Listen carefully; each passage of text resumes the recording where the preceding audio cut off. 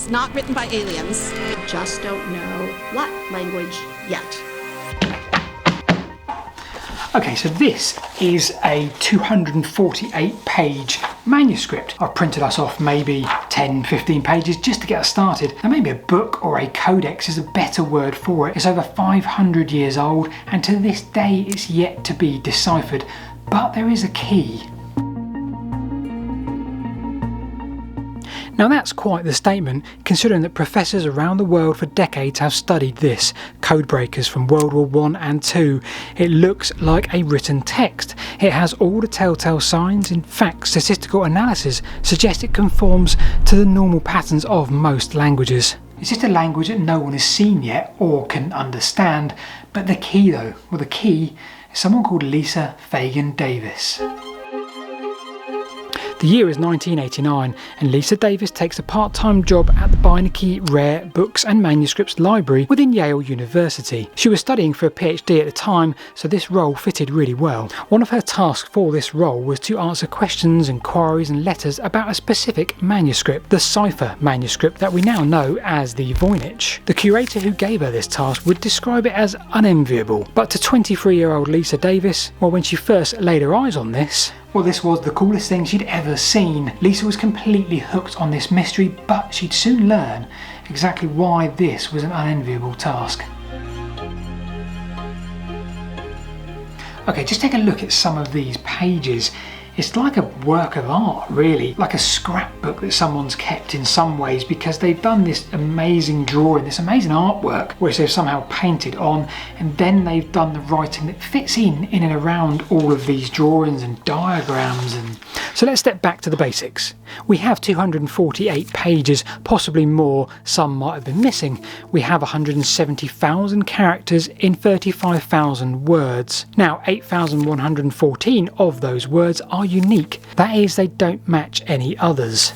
Now, owing to handwriting analysis, it's likely that this was done by at least 2 separate people, and the drawings, well, they may have been a third.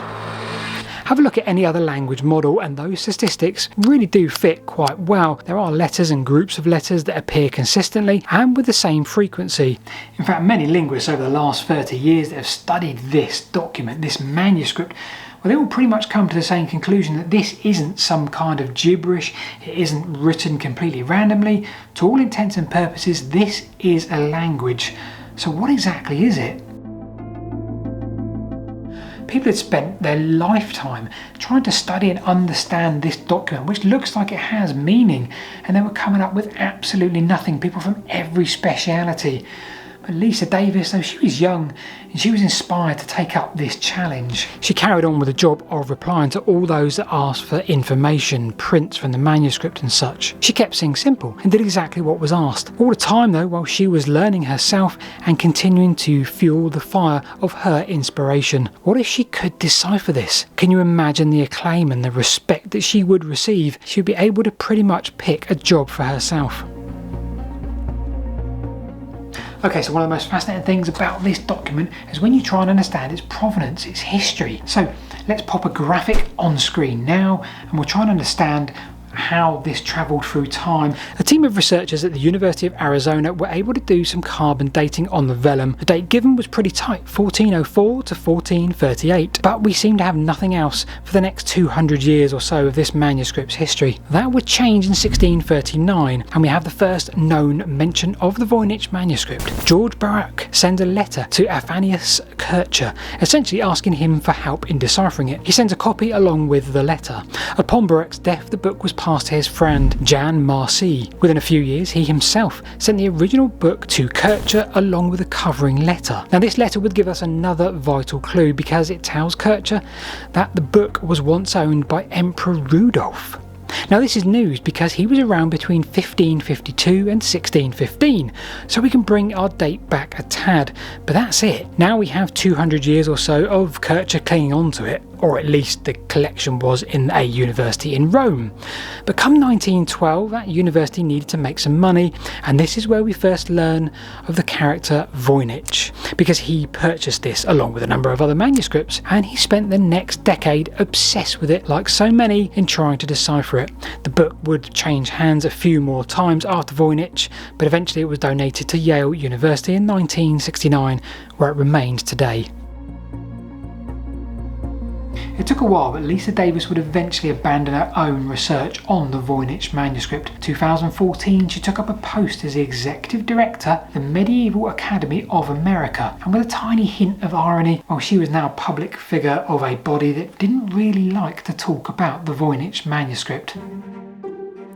Over the years, it had become synonymous with conspiracy theories and attracted all kinds of interesting people who, instead of wanting to understand its history, what it meant and what context it had, well, they just wanted to use it for their own gain and come up with their own theory about ancient technologies or aliens or mass cover-ups of some kind. The culture, the language, the context in history. Somebody at one particular time did this for a reason, and that's what first attracted Lisa Davis to this. And maybe at this point in time it was a bit sad to see what it had now become, but that would change. Okay, before I allude to exactly what Lisa's take was, well, let me present you 3 different theories, and maybe you can type in the comments below and let me know what you think. So, theory number 1. The first theory is that this was a codex, a cipher. So if you write something down that you would like hidden from view, only to be read by a person that has the key to unlock it.